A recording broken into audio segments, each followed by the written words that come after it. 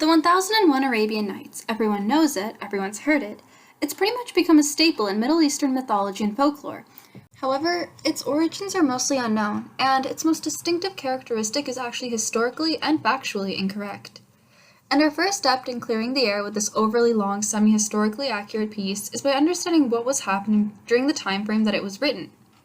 One of the most distinctive and probably best-known characters appearing in almost every story are the jinns and genies, who only became part of Middle Eastern culture after the rise of Islam in 632 AC.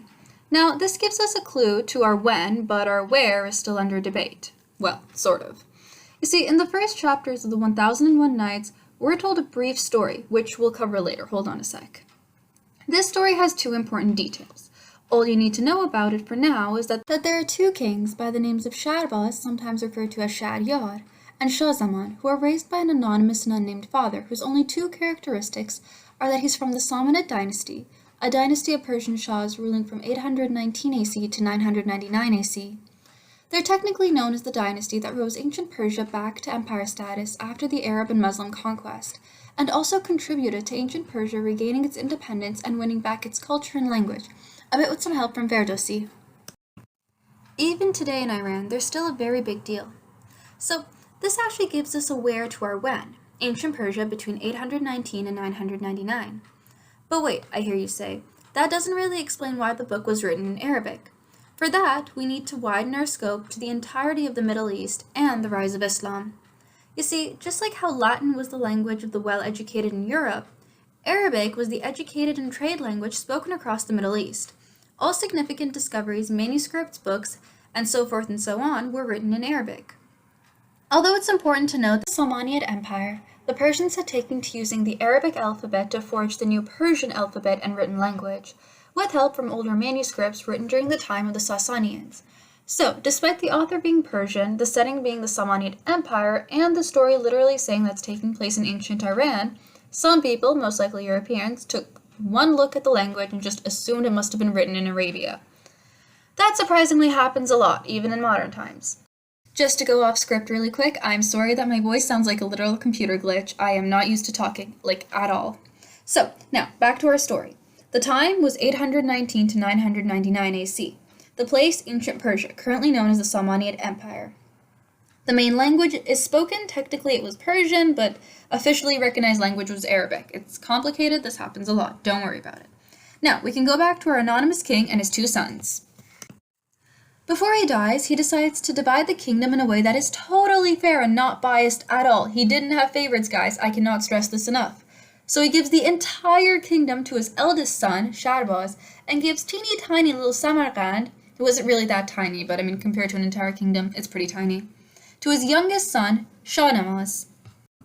Now, the brothers don't really complain. They figure this might as well be fair.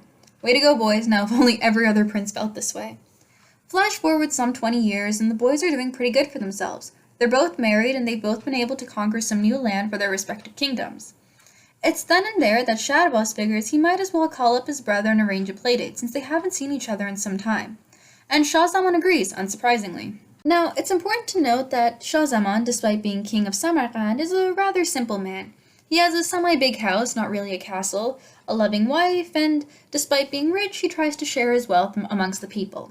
Decently, he was pretty much well-liked. His brother, on the other hand, was, again, well-liked, but was a bit more extravagant and liked to live in a giant castle and show off his wealth as much as he could. But trust me, guys, he's a nice guy. Don't worry about it. So, while on his way to his brother's kingdom, Shah Zaman realizes that he forgot his gift for his brother and goes back to the castle. What that gift is, I don't know, probably something that's been deep-fried in gold, who knows.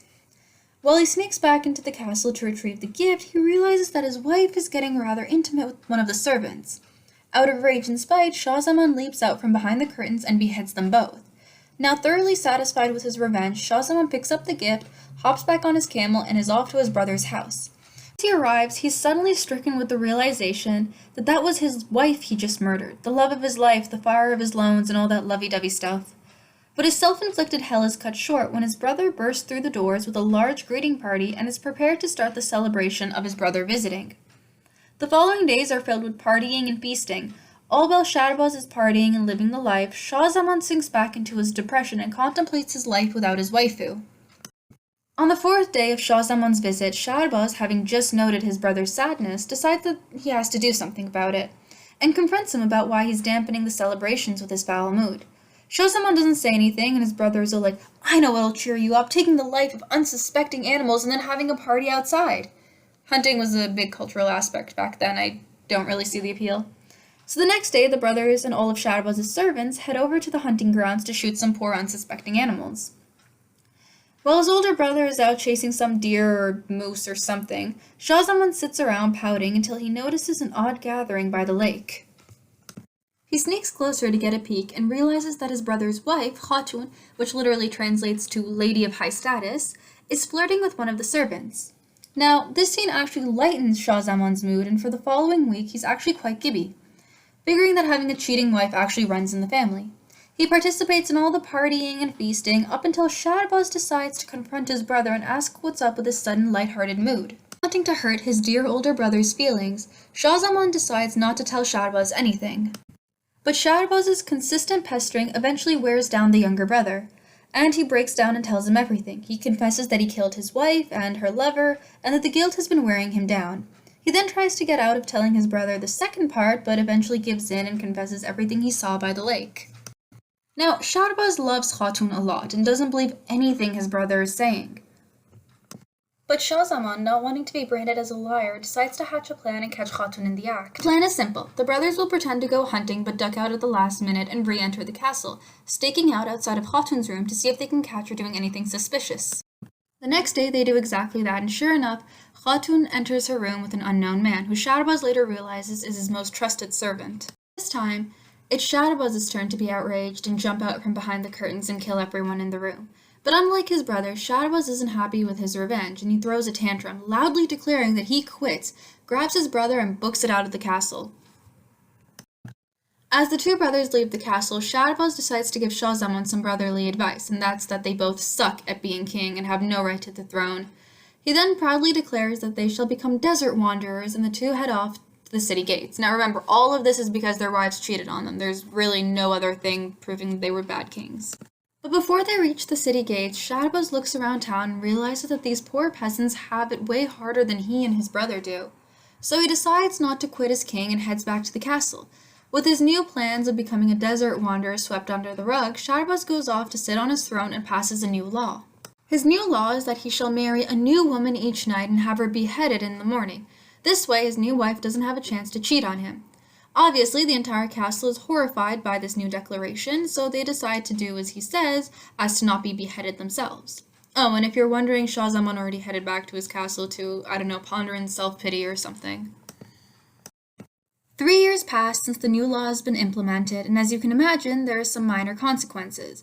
Number 1 is the large decrease in bachelorettes, and number 2 is that everyone and their families are fleeing the town to live somewhere else without a mass-murdering king. As one would imagine, this doesn't sit well with Shahrbaz, who's getting rather fussy now that he's run out of wives to behead.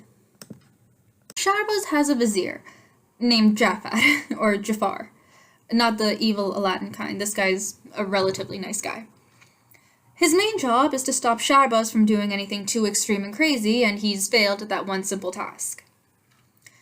Shahrbaz gives his vizier an ultimatum: either find him some more wives in the next few days or be beheaded. The poor vizier searches high and low all over town, no dice, and as he heads home the next night, head full of fantasies of how he'll be beheaded in the morning, he stumbles upon his eldest daughter, Shahrzad. Yes, they all have Shah in their name, which means city, but I don't really know what the author was going for here. Shahrzad notices her father's distress and asks him what's wrong, and her father points out that there's been a very large decrease in eligible bachelorettes and marriable women. Shahrzad mentions that she's kind of noticed this large decrease as most of her friends have fled the town. Now, her father then goes on to say that he's going to be beheaded tomorrow if he can't find the king a new wife. Shahrzad is a rather smart and cunning girl and decides that, the heck with it, she might as well marry the king and save her father. She was getting bored of the mundane life of being a rich man's daughter anyway. Despite her father's protest, she accompanies him to the castle the next day and introduces herself as the new bride. The king, being all too glad to find someone else to behead, agrees to the marriage. Now, on the night of the wedding, Shahrazad begs the king to let her tell her little sister, Dunyazad, yes, the Genshin Impact character, one final story before she's killed in the morning. And since the king has a soft spot for younger siblings, he agrees. And that's where the story of the 101 Nights begins, but we'll cover that in another video, don't worry about it. Now, Shahrazad starts telling her kid sister a story, and the king, who also happens to be in the same room, also starts to listen. As luck, or just good planning would have it, the king gets super invested in this story, but halfway through, Shahrazad and her little sister pretend to fall asleep. The next morning, the king faces an ultimatum: either kill his new bride, as the law states, or let her live and finish the story. Thus, he picks the latter, and for 1001 nights, our murderous king listens to the tales woven by his final wife. Now, our plan for this channel is to cover all 1001 stories that Shahrazad told, and every once in a while we'll cover some other myths and mythos from native Middle Eastern cultures. If this is something that interests you, please consider subscribing to our channel and liking this video. This is Genie signing off. See you guys next time.